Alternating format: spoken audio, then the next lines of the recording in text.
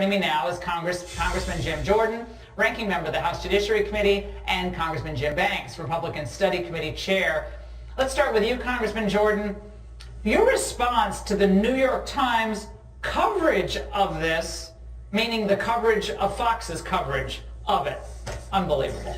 Well, yeah, it shouldn't surprise us. The press has first they promoted the lie, the idea that President Trump colluded with Russia. We had the 3 years of the Mueller investigation, all the millions of dollars spent, the 19 lawyers, 40 agents said there was no collusion. So they covered all that. They pushed that narrative. And now when the truth is coming out, the truth that we all said for years was accurate, they're not gonna cover it. For me, though, the big takeaway here is Democrats always accuse Republicans of being a threat to democracy. Well, how about Mark Elias? In 2016, working for Perkins Coie, it's Mark Elias, that firm, who helps push the Steele dossier. Then in 2021, he's filing lawsuit after lawsuit, going after Republicans and redistricting. And now we learn in 2022 that Mark Elias, the Democrats' go-to lawyer, chief counsel for the Clinton campaign, was involved with this effort by the campaign of the Clintons to spy on the sitting president, President Trump. So that to me is the big takeaway, because in that filing of Durham this past weekend, he references Zussman and Tech Executive One are communicating with Mark Elias.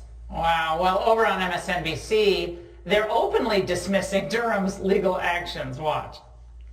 Durham is very close to a position where Sussman is going to have the opportunity to say, you didn't do an investigation before you charged me.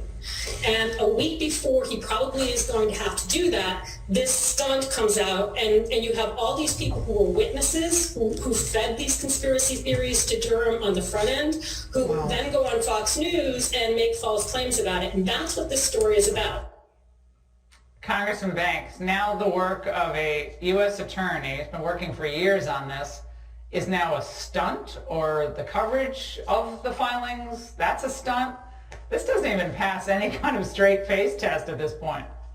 It really doesn't. They all have egg on their face. They all denied that Donald Trump was right. He was right all along, that they were spying on him, they were spying on his campaign, they were spying on the sitting president of the United States of America. And let's be very clear, if they can get away with that, then they can get away with spying on me. They can get away with spying on any of you who are watching this evening. And that's why this is dangerous.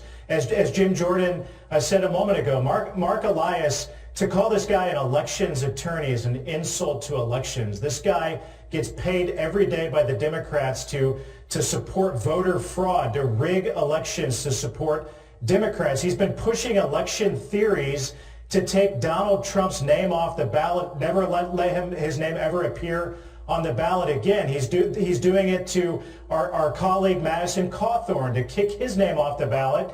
And then this week, Laura, on Friday, they're trying to take my name off the ballot and saying that I violated the 14th Amendment because I objected to unconstitutional elections that were conducted in 2020. These are the same people that want to lecture us about democracy. Give me a break. They have no grounds to ever talk to us about democracy again. Yeah, they're the most anti-democratic election meddlers of all. Now, Congressman Jordan, I was doing a little research for the show, and I saw that you were attacked in the Hill newspaper today over your criticism of the January 6th committee on this show. If Jordan was worried that a local reporter might pin him down on such a simple question, wait until he gets 14 former prosecutors on his case. Not only are they hired because of their experience, such as going after the mob or terrorists, they're trained in the Socratic method and the Hegelian dialectic. Ooh, that's such fancy writing. I love reading it. Congressman, your response.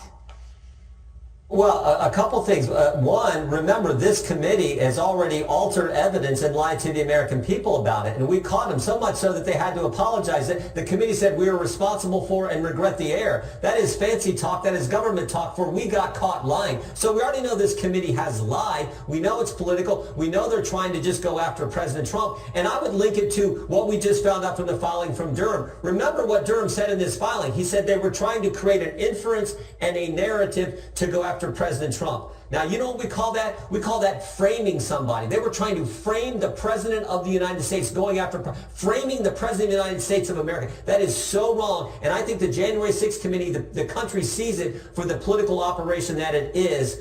And that's why they wouldn't let Jim and I on this thing, because we were going to try to get to the truth and actually, frankly, hold Nancy Pelosi responsible for the fact that she didn't have the adequate protection and security posture we needed that day. Gentlemen, great to see you both. Thank you.